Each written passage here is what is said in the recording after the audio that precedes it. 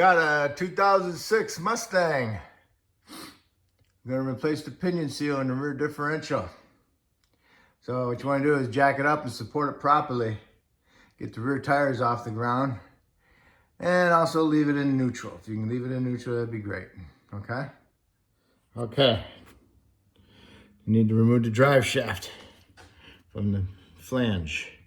All right, so you wanna mark it, get some paint, mark it, and you need a 12mm 12 point with an impact on it so you can remove these bolts. There's 4 of them. Okay, so remove those 4 bolts. Reason why I had you leave it in neutral is so you can turn it. Okay, all right, so remove those 4 bolts.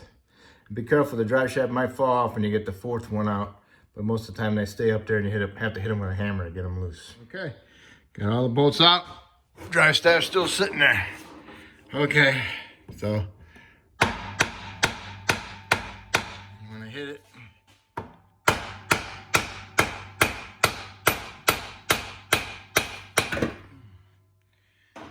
Okay, now push it all the way up. And if you want, you can stick something on the exhaust to help hold it up in there and just get it out of the way. Okay, I pushed the drive shaft up there pretty far. I got a little piece of 2x6, about 10 inches long. Put 2x6 up there. So now I can get access to my flange, okay? And that's, keep an eye on that. All right, so now you need to get a big socket to fit on that. Okay, socket is 27mm or 1 1/16, okay? All right, first off you need to do is,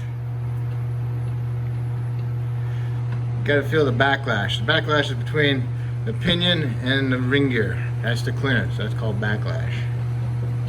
Alright, and you want to feel how hard it is to turn it. Okay, kind of take note of that. And make sure there's no forward, backward movement in it. Okay, so remove the nut. Okay, you got the nut loose or off. And you just want to feel that again. Just a little bit. All right, now you want to get your hammer, 36 ouncer, and hit the flange. What you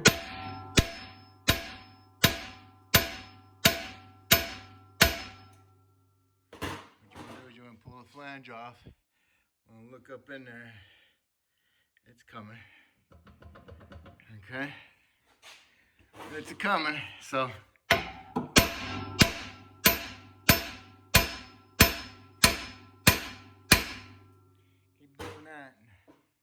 Then when it gets towards the end, put your hand up there and catch that flange so it doesn't go flying across the floor. Okay, you get the idea. Okay, got the flange off. Get yourself a drain pan on it, catch that fluid.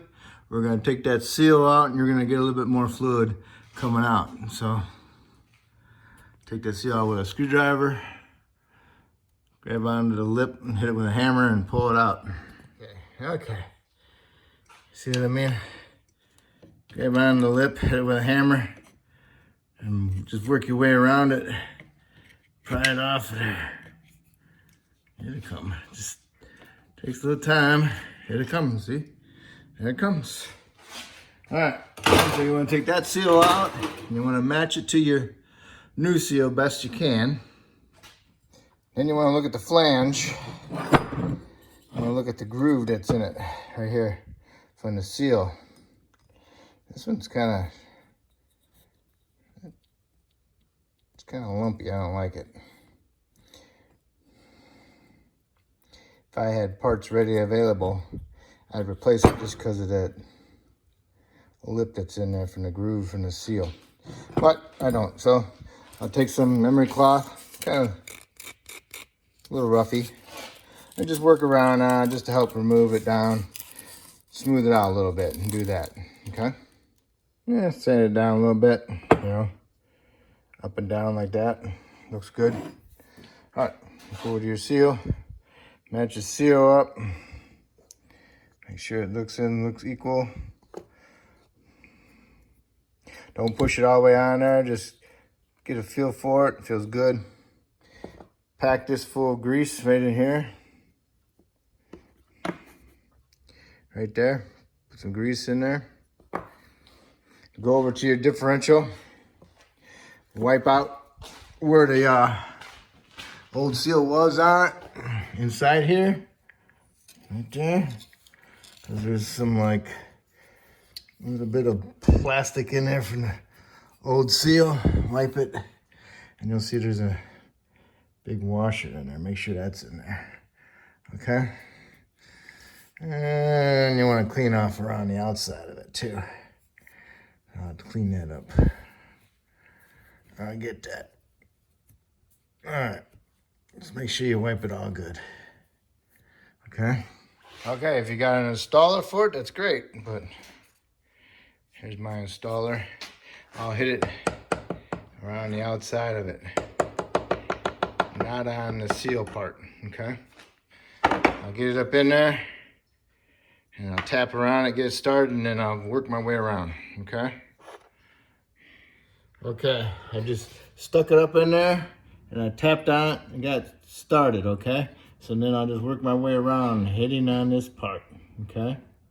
Not on the seal part, this part. Work my way around. You'll notice a difference in the sound as you're hitting it. When it gets more sharp, that's when you know it's bottomed out, okay? Okay, put some grease on the outside part of your flange. Put your flange up in there. Line up some splines, push it on there, and then hit it with the flat part of your bigger hammer to get it started so you can get your nut started. Okay, you got it started, and just finish it off going like that, okay? So now you got quite a bit of thread stuck up in there. You could get your nut started. So, get your nut up in there. Get started with your fingers. All right, get yourself a rag on your hand, hold on to the flange, and then put your gun on there with the socket and run it up. And remember the gap, no gap in here. Keep an eye on it. And you don't want to totally tighten it up yet. You're running the flange up is what you're wanting to do right now. When you're running the flange up, you'll watch the socket. You're not gonna go full bore on your impact, but you wanna run the flange up, and you're watching the socket. When the socket starts to stop turning a little bit, it starts backing up, you know, when it does forward backward routine. And look at your gap in here. Okay, that's where you want it to be. All right, now what we wanna do is,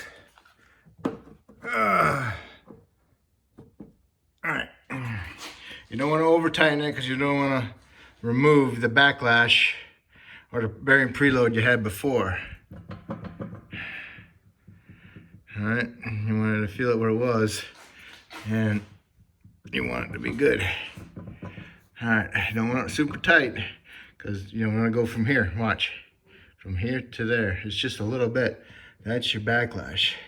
If you tighten it up too tight, then you won't be able to turn this very good. You want to be able to turn it. It's actually feeling pretty good right there. I'm just going to tap it a little bit. What I'm looking for is this right here. The resistance to turn it, okay? You want to actually what you're trying to do is put it back to where it was, but tighten it up just a tad bit more. Yeah, where I got it right now is good. Just a little bit. I can feel the resistance in it, which is good. So when you're actually hitting it with the impact, originally you want to watch that the socket stops turning and changes tone, and it's actually bottomed out. When you get to that spot, stop. Come up here, feel it. Make sure you got some free play in there, you know, in between the backlash.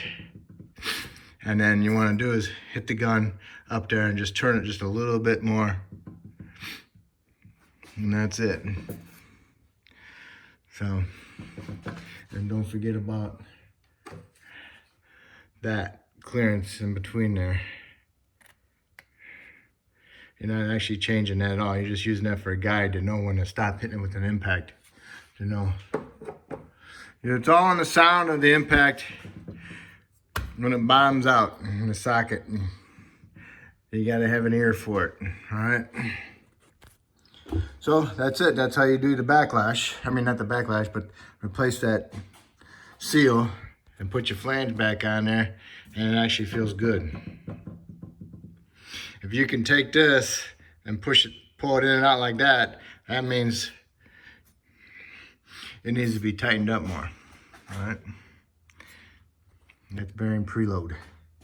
Okay, so now we're gonna put the drive shaft back on, line up our paint marks, and we're gonna put our bolts back in there and tighten them up.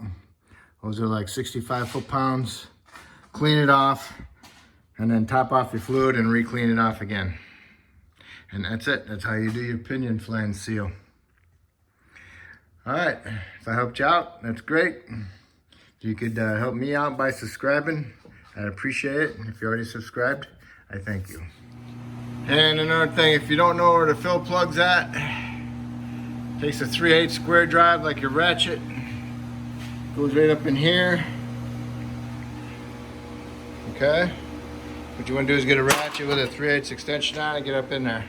And remove it, and when you fill it up, it should be a 1/4 inch below the fill plug or just coming out of the fill plug, okay? So what you want to do is fill it up so it's pouring out, put the plug back in, wait 15 minutes, so that way it equalizes itself out throughout the tubes. And then you want to pull the plug out again and double check your fluid level. If you need to add more, then add more and do the same thing. But otherwise, if it's right there, then you're perfect, okay? That's it.